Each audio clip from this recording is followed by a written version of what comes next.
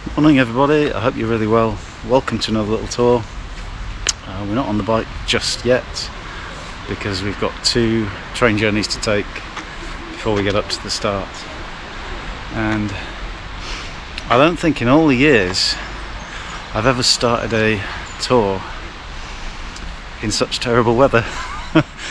But it is set to improve, so yeah, come along for the ride, pun intended, and I'll update you once we get off the trains and we get underway.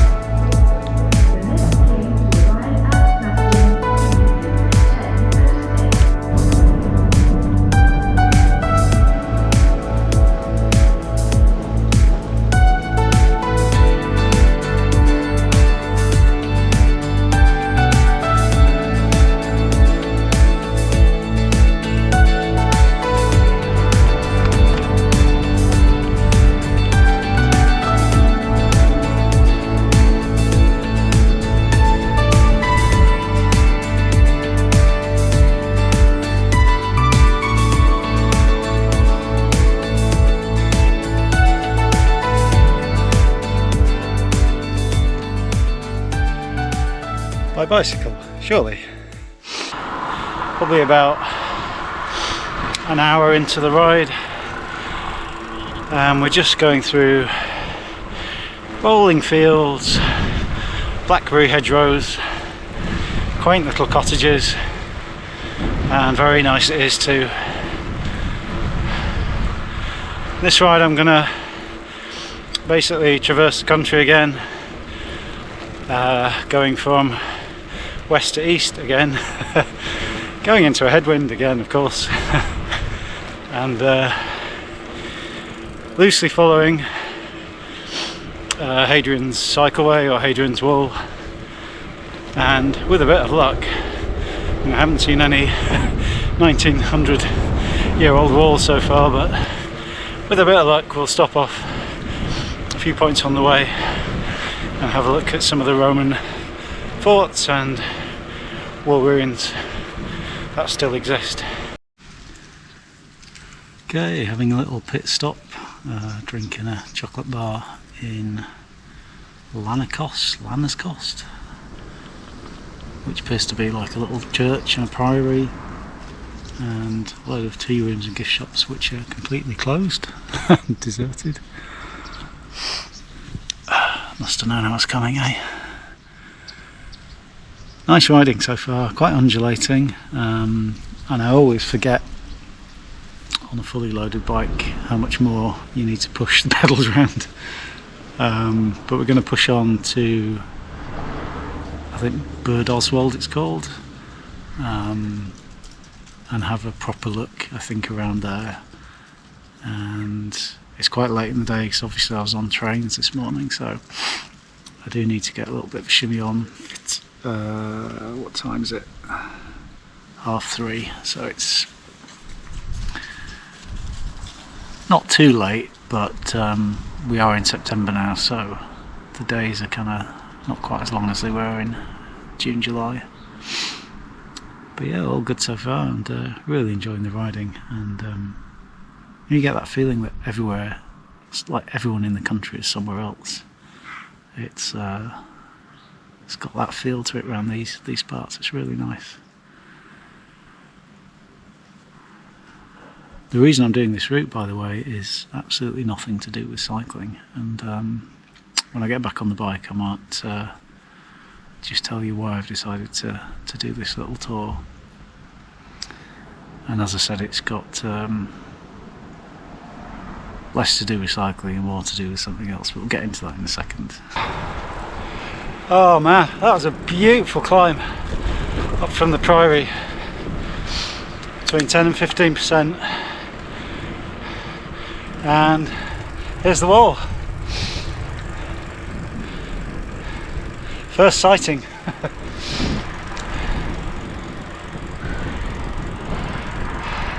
That's very cool.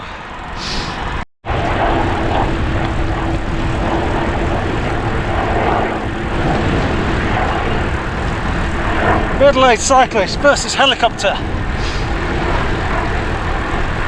It's not even close.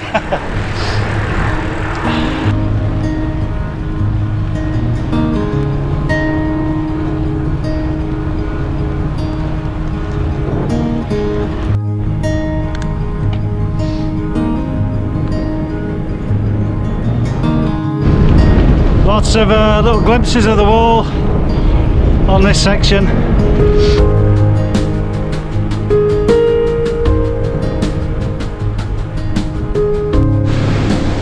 Passing little, I don't know what you call them, turrets or outposts now, and I will stop and show you one or two at some point, but this is lovely up here. Really, really nice. It's beautiful countryside, and you know, there's also that weird feeling of being on ancient ground.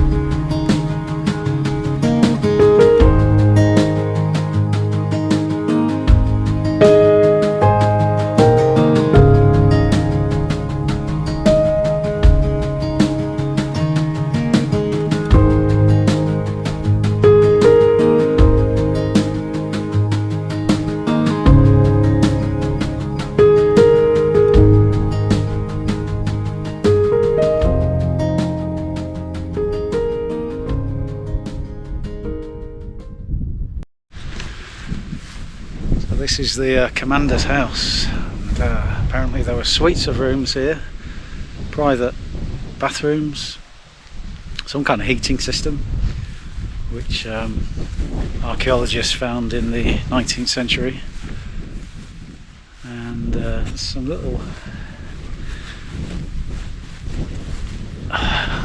ruins here which are very cool.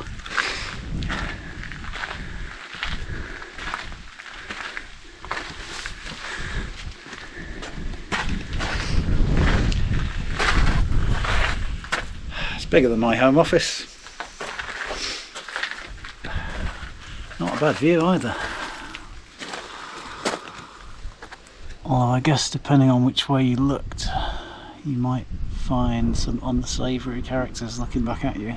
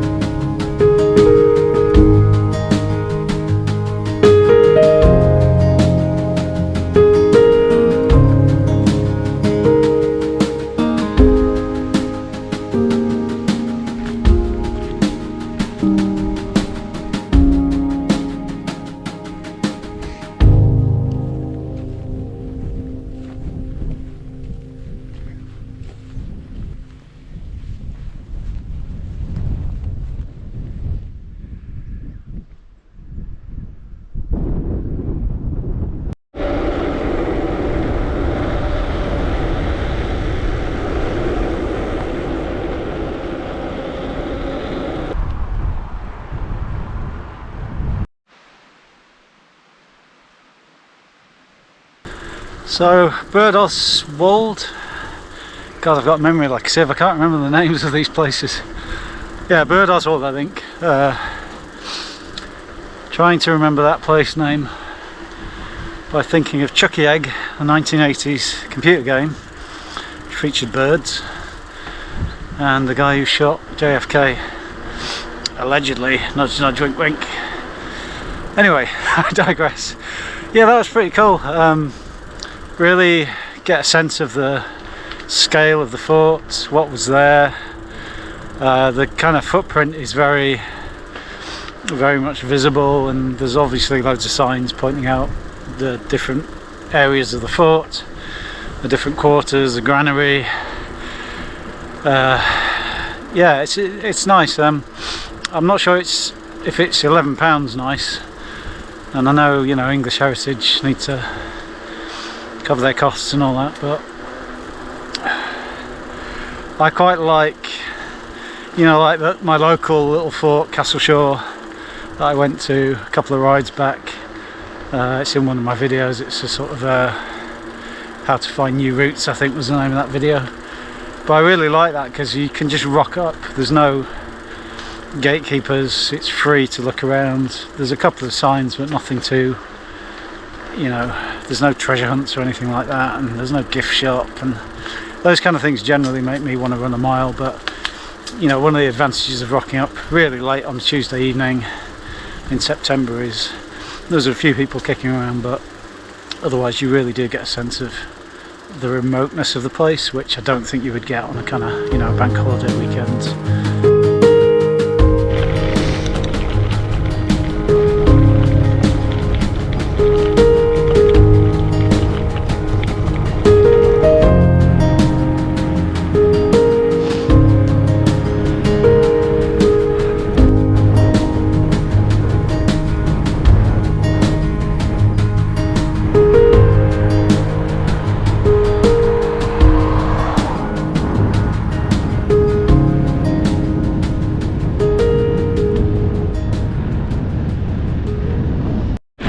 Okay, probably another mile or so and I should be hitting the campsite. It's been a brilliant day's riding. I'm pretty tired, my legs are pretty shot. On a fully loaded bike you really feel it, and it's a late start with the trains this morning, so it's late in the day. It's gone 6 and I'm looking forward to getting my tent up and getting some dinner on. I'm enjoying this absolutely bloody stunning part of Northumberland. Oops. Anyway, campsites, where are you? Come to me.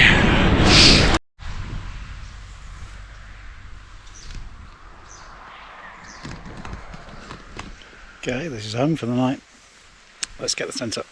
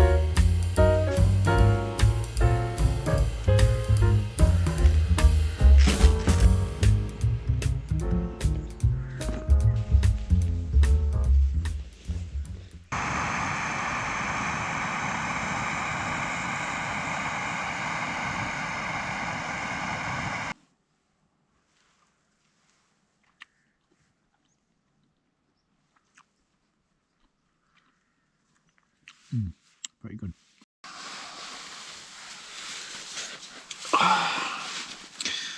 Good morning. It was pretty cold last night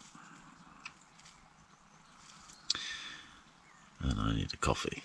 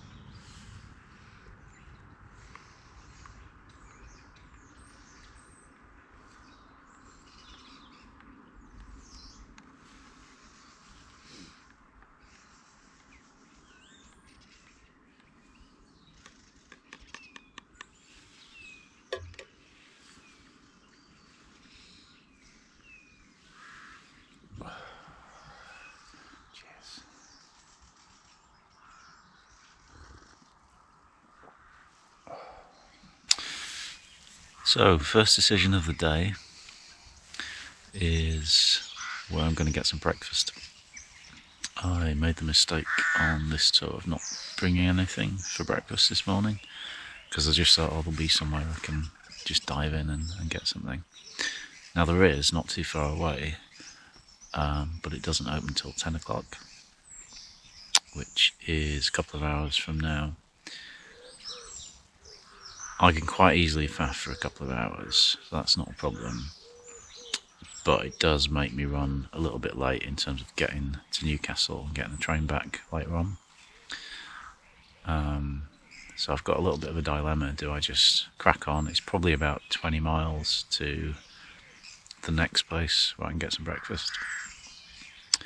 20 miles on a touring bike, fully loaded, with no breakfast inside you, is not that appealing.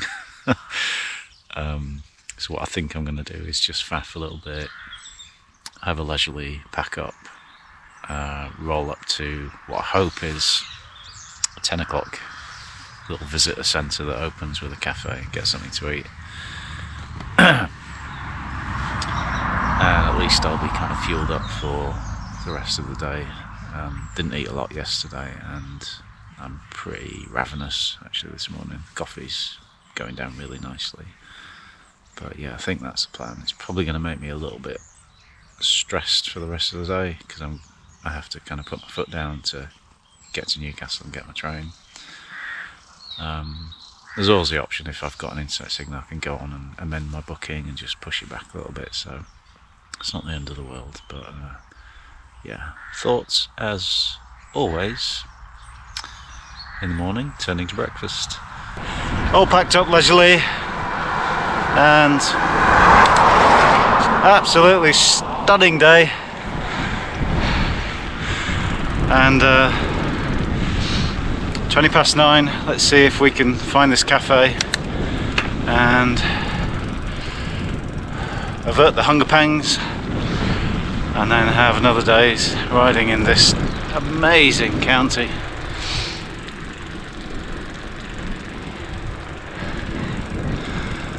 Honestly, these bike tours take a bit of effort,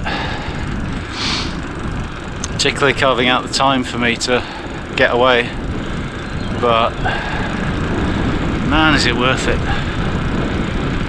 Stunning, stunning, stunning.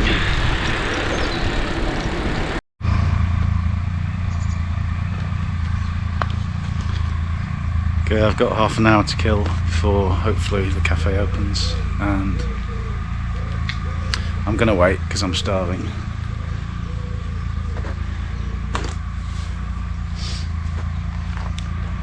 Let's hope it opens on time. I completely forgot, yesterday I was talking about the reason why I've chosen this route, and it's actually goes back a few years, and in 2019 I ran my first marathon.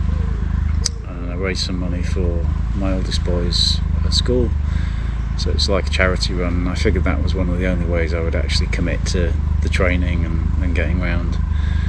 And yeah, my actual marathon run didn't particularly go to plan. I got round in one piece. It wasn't the time I was after, but I was doing in 2019 quite a lot of running, and aside from the kind of training for the road run, I was sort of doing quite a lot of trail runs, and starting to fancy myself as a bit of a trail runner. And I was looking around for little sort of trail running tours that I could do relatively locally.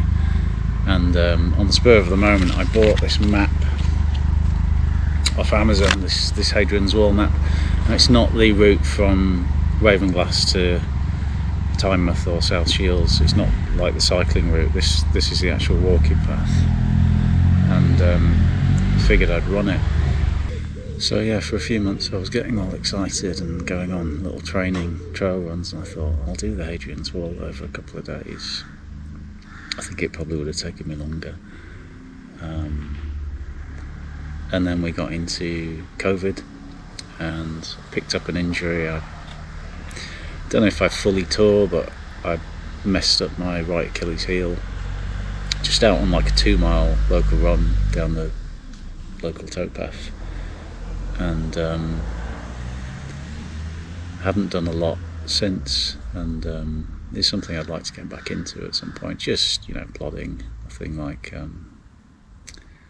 UTMB or anything, but yeah, so that was a little, I think, what put this route on my radar back in sort of 2019.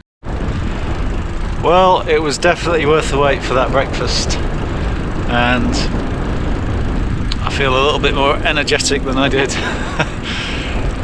when I got up this morning, and just heading down to Vindolanda, I think it's called, and the weather's amazing, the scenery is stunning, and we've got some more of Hadrian's Wall to come. Day 2, let's go. Beautiful view of Vindolanda Fort, and yeah, what a location.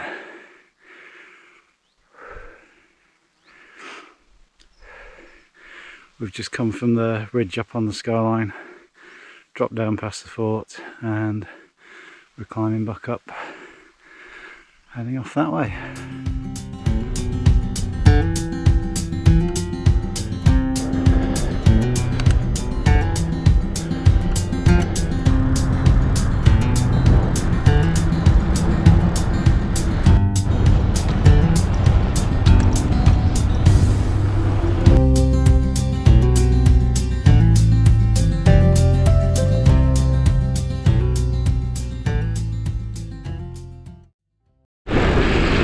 It's kind of interesting, the concept of borders, and you know, following Hadrian's Wall, you're right on the northwest frontier of the Roman Empire 1900 years ago, and of course borders in modern times are slightly more flexible things, aren't they? When you go through border control in country, I mean, people arriving in London, for example, you know, they go through passport control or border control. They're well inside the territory of the country that they're in. But I guess back in the day, I might be wrong, and I'm not an expert whatsoever on the Roman Empire, but they really treated Hadrian's Wall as that hard and fast border, and I guess the idea was it gave them the ability to control who goes out and who comes in, and what sort of taxes they pay, and an attempt to keep the nefarious characters further north at bay. I don't know how successful that was. I mean, I do know from visits to the Great Wall of China and kind of hearing accounts of you know, the Mongolians or the people in that territory just bribing the border guards, the Great Wall, and they just got in no problem, or they dug their way under the foundations in you know, different parts of the country. So how effective Hadrian's Wall was at controlling that flow across the border, I don't know. Quite the undertaking though, and I take my hat off to the poor buggers that built it, and the even poorer buggers that had to stand around defending it. Anyway, I digress. Onwards.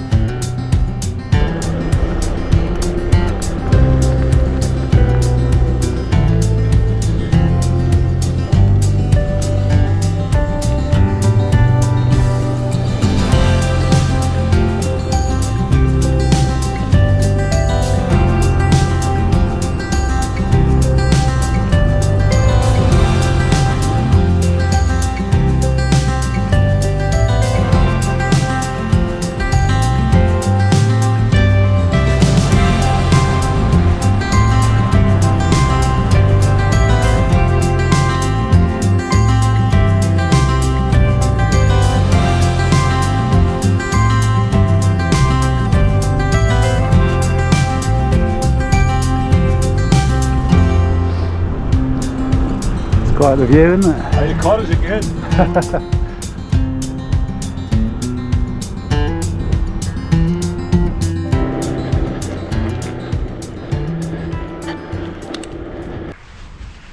Okay, I've got about 10 miles to go and bar a flat tyre, a crash, and not being able to find my train tickets.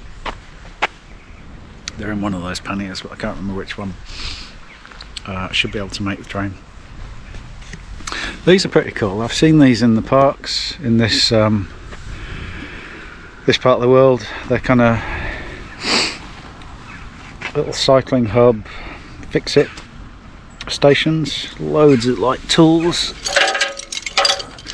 spanners, screwdrivers, Allen keys. Can't see a chain splitter, but I bet there's one in there somewhere. Pump as well. Yeah, really nice.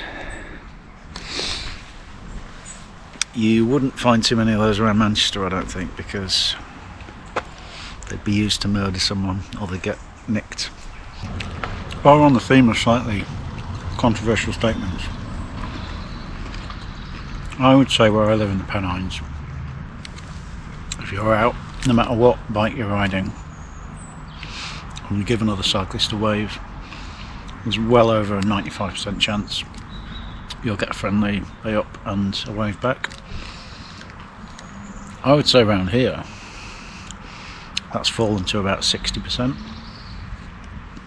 And I know I'm not wearing, you know, any road cycling kit on this tour, and I'm riding a big slow hardtail mountain bike with uncouth panniers on. But the amount of road cyclists I've been past and given them a friendly wave, and they've just not even acknowledged my existence.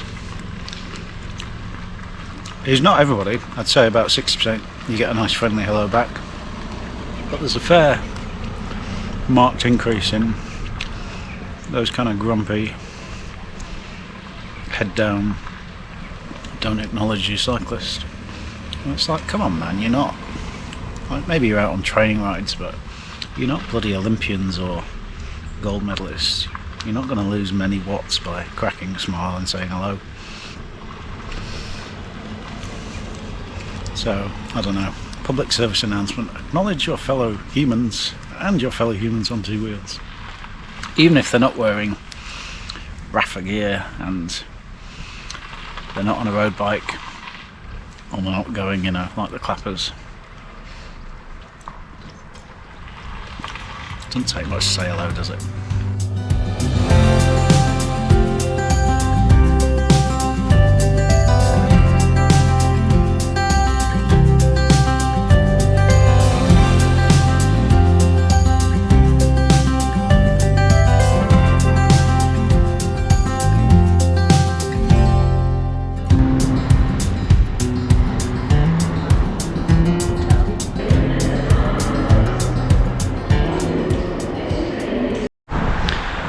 Okay, made it to Newcastle. I've got about an hour to kill before I get the first of my 2 trains back home.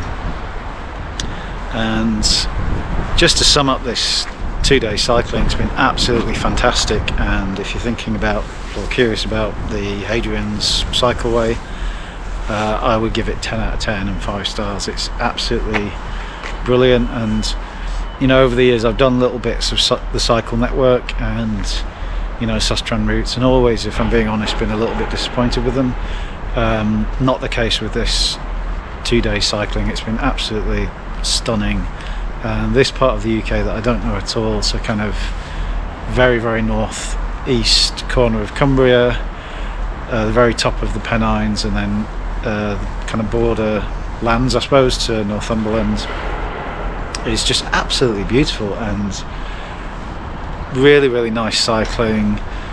Obviously there's all the Roman heritage and, you know, Hadrian's Wall and things to see, so plenty of stuff to do, plenty of reasons to kind of stop every few miles and have a nosy around. And you know, I've had the hammer down a little bit both days. Day one, because obviously I was on trains in the morning, so I wanted to get to my kind of campsite. I hadn't booked it, but I did think it was a perfect kind of halfway point to stop at.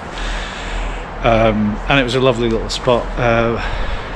Windshield, I think it's called. If that's not the right name, I'll put the name on the screen. Run by a great guy into cycling, got a little reception, kitchen, really nice facilities, and a lovely soft field to camp in. Maybe the only slight downside is it's by a road. It's an old military road, so it's not that busy, but if you are kept awake by the odd car passing, then you can factor that in.